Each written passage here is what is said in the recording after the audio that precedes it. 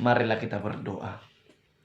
Bapa di dalam sorga, terima kasih Tuhan atas berkat dan cinta kasih yang senantiasa Engkau limpahkan kepada kami masing-masing. Senantiasa Engkau menyertai kami dan melindungi kami dalam setiap langkah kaki kami. Sebentar lagi Tuhan, kami akan disapa oleh sabda firman-Mu. Engkau yang memberkati hati dan pikiran kami masing-masing, agar kami boleh mengerti dan beroleh hikmat akan kebenaran firman Tuhan. Melalui nama anak-Mu Tuhan Yesus Kristus kami berdoa dan mengucap syukur. Amin. Shalom saudara-saudari yang terkasih dalam nama Tuhan Yesus Kristus. Nats firman Tuhan yang menjadi nats khotbah untuk minggu Kantante ini adalah diambil dari kitab Keluaran 15 ayat yang ke-19 sampai yang ke-21. Demikian bunyi firman Tuhan. Ketika Firaun dengan keretanya dan orangnya yang berkuda telah masuk ke laut, maka Tuhan membuat air laut berbalik meliputi mereka. Tetapi orang Israel berjalan di tempat kering dari tengah-tengah laut. Lalu Miriam, Nabiah itu, saudara perempuan Harun, mengambil rebana di tangannya, dan tampillah semua perempuan mengikutinya memukul rebana serta menari-nari. Dan menyanyilah Miriam memimpin mereka. Menyanyilah bagi Tuhan, sebab ia tinggi luhur. Kuda dan penunggangnya dilemparkannya ke dalam laut. Demikian firman Tuhan.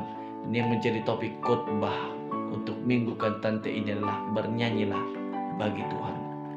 Saudara yang terkasih, tibalah kita pada minggu Kantante yang artinya nyanyikanlah nyanyian baru bagi Tuhan.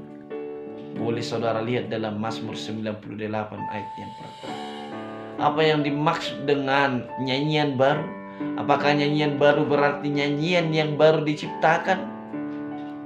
Seandainya nyanyian baru ialah nyanyian yang baru digubah, maka apakah nyanyian-nyanyian kita dalam buku nyanyian atau kidung jemaat umpamanya yang berisikan banyak nyanyian yang sudah berusia tak tua, tidak lagi nyanyian baru?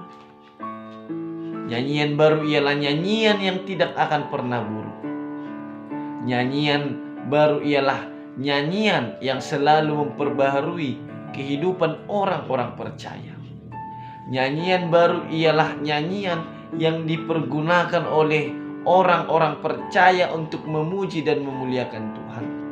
Nyanyian baru juga ialah nyanyian yang berisikan firman Tuhan sendiri yang tidak akan pernah berlalu. Sebagaimana Yesus berkata dalam Lukas 21 ayat yang ke-33.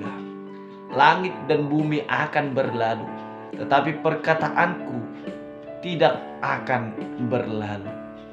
Saudara-saudara yang terkasih, jika nyanyian baru merupakan nyanyian yang memperbaharui hidup, maka nyanyian baru bukanlah nyanyian yang hanya sekedar untuk dinyanyikan, melainkan untuk dihayati dan diperlihatkan melalui perilaku. Itulah sebabnya nyanyian memiliki peranan penting dalam tata ibadah kita. Nyanyian sekaligus merupakan ungkapan jiwa. Demikianlah nyanyian di hadapan Tuhan merupakan ekspresi jiwa kita untuk merespon berkat-berkat Tuhan yang kita terima setiap hari. Demikian juga saudara dalam nats khotbah ini, umat Israel yang digerakkan oleh Miriam merespon perbuatan Allah yang maha besar.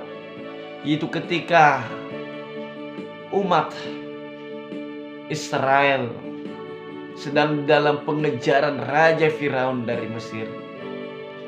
Kita tahu bahwa salah satu hukuman Allah kepada Raja Firaun ialah dengan mengeraskan hatinya.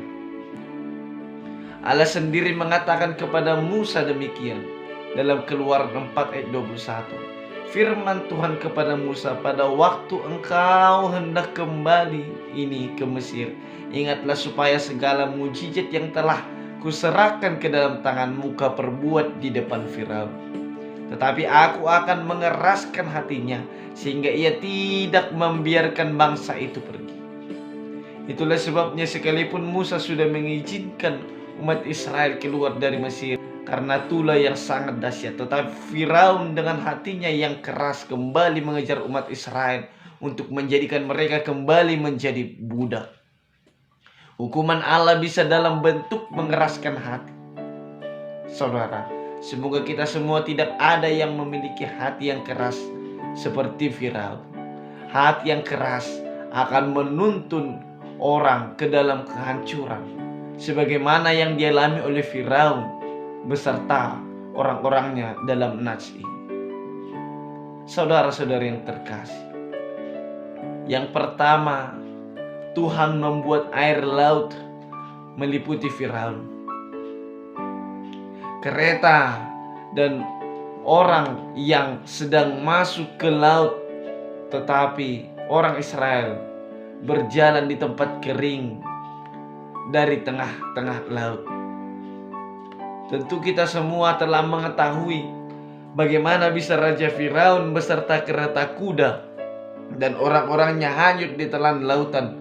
Tetapi orang Israel yang mereka kejar itu justru berjalan di tempat kering dari tengah-tengah laut itu. Saudara, apa yang dapat kita petik dari kisah yang sungguh luar biasa ini? Demikianlah kita saat ini sedang di dunia ini. Sebagaimana Tuhan menyediakan jalan bagi umatnya untuk melewati laut mati, demikianlah juga Tuhan telah menyediakan jalan yang akan kita lalui sepanjang kehidupan kita di dunia ini. Sekalipun kekuatan iblis sedang mengikuti kita, membuntuti kita dari belakang dan ingin memperhambakan kita, namun iblis telah dilumpuhkan oleh Tuhan di kayu salib, dan kuasa maut dan kegelapan telah dikalahkannya melalui kebangkitannya. Namun iblis yang sudah kalah itu sama seperti Firaun yang berkeinginan kembali memperhamba umat manusia. Namun sekali lagi saudara, Tuhan menyediakan jalan bagi orang percaya, orang-orang percaya untuk keluar dari pengejaran kuasa kegelapan itu. Saudara, apa dan bagaimana jalan yang disediakan oleh Tuhan bagi kita? Jalan yang disediakan Tuhan ialah jalan kebenaran. Itu sebabnya pemazmur berkata dalam Mazmur 119 ayat yang ke-30, Aku telah memilih jalan kebenaran, telah menempatkan hukum-hukum-Mu di hadapanku. Kemudian Raja Salomo berkata dalam Amsal 12 ayat 28, Di jalan kebenaran terdapat hidup, tetapi jalan kemurtatan menuju maut. Umat Israel yang sedang berada di dasar laut berjalan pada jalan yang telah disediakan oleh Allah, sehingga mereka beroleh hidup dan keselamatan. Jalan yang disediakan Tuhan semakin nyata di dalam diri Yesus Kristus, walaupun banyak orang yang tidak percaya pada waktu itu. Itulah yang pertama ditunjukkan oleh Yohanes Pembaptis, sebagaimana ditulis oleh Matius dalam Matius 21 ayat 32. Sebab Yohanes datang untuk menunjukkan jalan kebenaran kepadamu dan kamu tidak percaya kepadanya. Tetapi pemungut cukai dan perempuan-perempuan sundal percaya kepadanya. Dan meskipun kamu melihatnya, tetapi kemudian kamu tidak menyesal dan kamu tidak juga percaya kepadanya. Bahkan saudara, jalan kebenaran itu dihujat oleh banyak orang, sebagaimana dituliskan oleh Petrus dalam 2 Petrus 2 ayat yang kedua.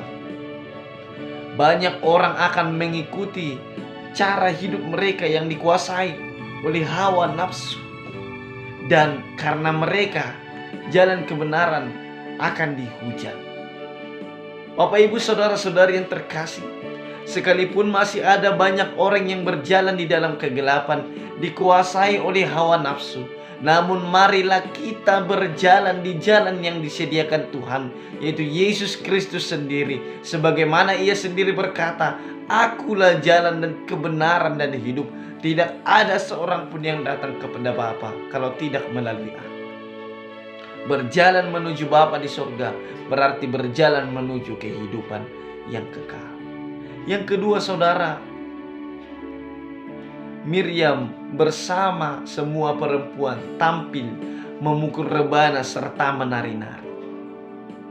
Dengan penuh sukacita, Miriam bersama semua perempuan tampil menari-nari, diiringi oleh alat musik yaitu rebana. Musik, saudara, sebagai salah satu hasil karya manusia, dipergunakan untuk memuji dan memuliakan Tuhan. Demikianlah halnya pada zaman sekarang ini. Ada banyak hasil ciptaan manusia sebagai dampak kemajuan teknologi. Semua hasil teknologi itu hendaknya dipergunakan untuk memuji dan memuliakan Tuhan. Kita turut prihatin jika hasil teknologi dipergunakan untuk membunuh sesama manusia, merusak alam dan seluruh ciptaan Tuhan. Sebab membunuh manusia dan merusak ciptaan lainnya sama dengan menghina Allah yang menciptakan semuanya itu. Hasil-hasil kreasi manusia sebagai alat memuji Tuhan kita, mulai dari ibadah. Betapa indahnya ibadah kita setiap hari Minggu. Umpamanya jika terdapat keselarasan antara vokal dan instrumental dalam memuji Tuhan. Saudara, dalam memuji dan memuliakan Tuhan yang telah menaklukkan kekuatan Raja Firaun, Miriam dan semua perempuan Israel menari-nari. Menari artinya memuji Tuhan dengan gerakan tubuh. Sekarang, saudara, bagaimana kita memakai dan memaknai tarian dalam memuji Tuhan? Apakah kita lantas dengan bebas menari-nari dalam ibadah? Menari bukanlah demi kesenangan diri sendiri, melainkan demi kemuliaan Allah. Jika menari merupakan gerakan tubuh, maka hal itu mengingatkan kita supaya menggerakkan segala organ tubuh kita demi kemuliaan Allah. Itu sebabnya tubuh kita merupakan persembahan yang hidup, sebagaimana Paulus berkata dalam Roma 12 ayat yang pertama. Karena itu, saudara-saudara, demi kemurahan Allah, aku menasihatkan kamu supaya kamu mempersembahkan tubuhmu sebagai persembahan yang hidup, yang kudus, dan yang berkenan kepada Allah. Itu adalah ibadahmu yang sejati. Biarlah, saudara, perbuatan dan perilaku sehari-hari kita yang baik ibarat tarian yang kita persembahkan kepada Tuhan, sebab Dia telah jalan kebenaran bagi kita. Saudara-saudara yang terkasih, menyanyilah bagi Tuhan. The Singing Church itulah salah satu julukan yang tepat bagi gereja-gereja yang bernyanyi memuji Tuhan. Tidak ada tata ibadah yang kita ikuti tanpa bernyanyi. Dalam ibadah hari Minggu, ibadah sektor, ibadah pernikahan, dan ibadah-ibadah kasual lainnya pasti disertai oleh nyanyian-nyanyian. Saudara-saudara yang terkasih, nyanyian pertama merupakan nyanyian mempersiapkan hati dan pikiran untuk berkonsentrasi memuji Tuhan. Sementara nyanyian-nyanyian lainnya merupakan respon jemaat. Nyanyian Miriam dalam nats khotbah ini merupakan respon terhadap Allah yang tinggi luhur, yang melemparkan pasukan penunggang kuda dan Raja Firaun ke dalam laut. Dan tentu nyanyian itu menjadi nyanyian seluruh umat Israel yang dipimpin oleh Musa. Sehingga pada waktu itu Musa bersama-sama dengan orang Israel menyanyikan nyanyian ini bagi Tuhan yang berbunyi, "Baiklah, aku menyanyi bagi Tuhan, sebab Ia tinggi luhur, kuda dan penunggangnya dilemparkannya ke dalam laut." Saudara, kita akan terus-menerus menyanyi bagi Tuhan, sebab Yesus telah mengalahkan kuasa maut dan kegelapan, serta memberikan kita kehidupan yang kekal. Oleh sebab itu, saudara, nyanyikanlah nyanyian baru bagi Tuhan. Bernyanyilah, memujilah untuk Tuhan. Amin. Kita berdoa. Bapa di dalam surga, terima kasih Tuhan untuk kebenaran firman-Mu pada minggu ini yang telah mengingatkan kami agar kami bernyanyi untuk-Mu, memuliakan nama-Mu Tuhan. Tuhan, pakailah hidup kami ini untuk kemuliaan bagi nama-Mu. Biarlah kami Tuhan melakukan segala pekerjaan kami dengan baik dan dengan seksama, dengan motivasi untuk kemuliaan-Mu, untuk memuji nama-Mu. Bapa yang baik, ajarlah kami melakukan kebenaran firman-Mu dalam kehidupan kami ini. Ampuni Tuhan atas dosa-dosa kami, agar kami layak menerima setiap berkat-berkat yang akan Engkau limpahkan kepada kami. Terima kasih Tuhan. Hanya melalui nama anak-Mu Tuhan Yesus Kristus kami berdoa dan mengucap syukur. Amin.